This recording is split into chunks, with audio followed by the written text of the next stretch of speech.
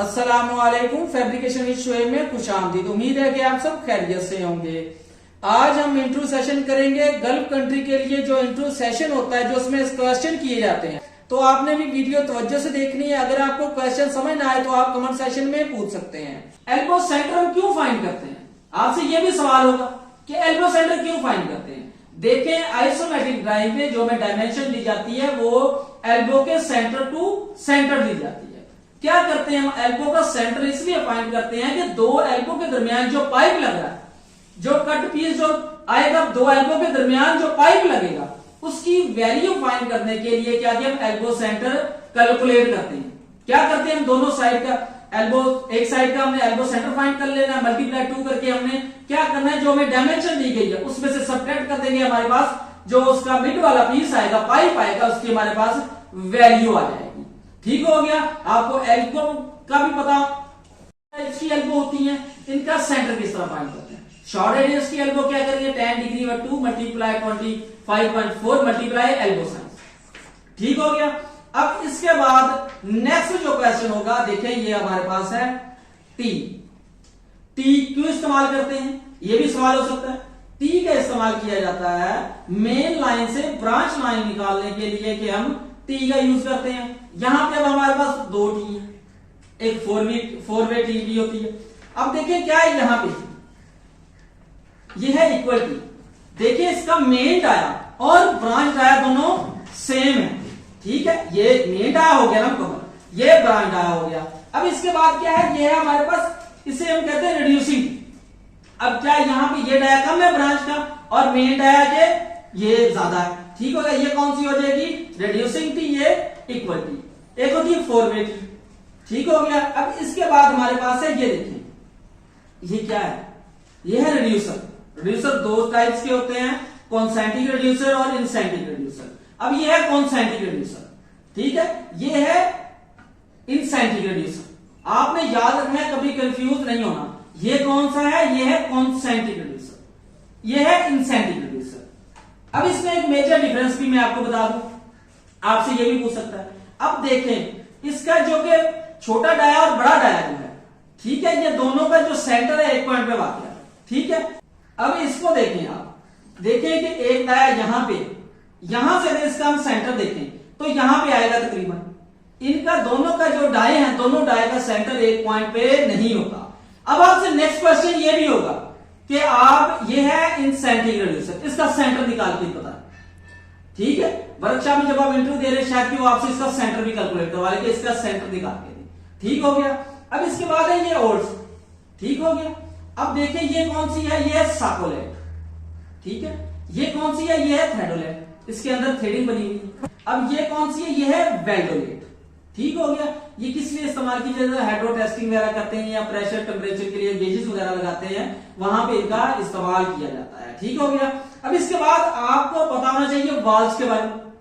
ये वाल्व है ना हमारे पास, ठीक है, आपको वाल्व के बारे में ये पूछे कि वाल्व क्यों इस्तेमाल करते हैं। आपने ये बताना है कि वाल्व का इस्तेमाल किया जाता है पाइपलाइन में से गुजरने वाला जो फ्लो है, ठीक है, उसके फ्लो को कंट्रोल करने के लिए, लाइन को ओपन या क्लोज करने के लिए उस फ्लो को वाल्व का इस्तेमाल किया जाता है। वाल्व की मुख्तलिफ टाइप्स है। ठीक है। अब आपको कम से कम 5 वाल्व के नाम और उनकी आइडेंटिफिकेशन और उनके सैंपल भी आपको आते हैं। फ्रेंच के भी सैंपल आपको आते हैं, पता होना चाहिए।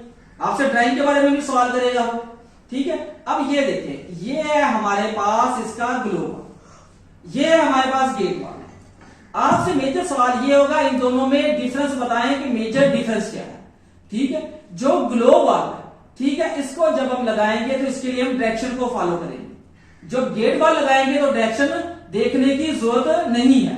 और इसके बाद जब इसे हम ओपन या क्लोज करेंगे, देखिए क्या करेंगे, जब इसे हम ओपन या क्लोज करेंगे क्या होगा, ये इसका जो हैंडल है ये अपनी जगह पे रहेगा, स्टीम अप एंड डाउन होगी।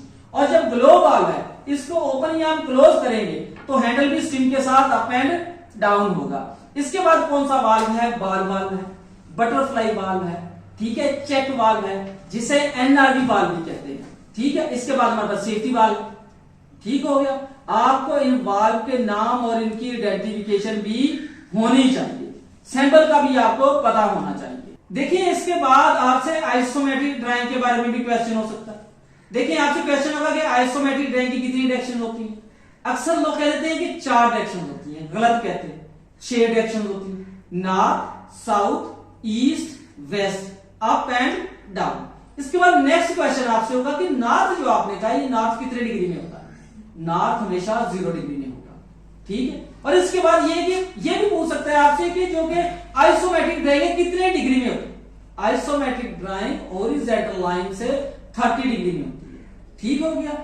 अब इसके बाद नेक्स्ट जो आपसे क्वेश्चन होगा ड्राइंग से रिलेटेड ही, कि आपको ड्राइंग दी जाएगी और उसके मुताबिक कहा जाएगा आपको कि वायर बेंड करें, ठीक है। आपको मुकम्मल अबूर होना चाहिए। ये आप किस वक्त सीखेंगे, जब आप बार बार ड्राइंग पे काम करेंगे और वायर बेंड करने की प्रैक्टिस करेंगे, जब आपको डायरेक्शन समझ आ जाएगी।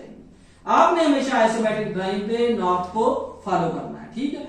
अब इसके बाद नेक्स्ट क्वेश्चन ये होगा कि एक आइसोमेट्रिक ड्राइंग क्या कुछ इंडिकेट करती है।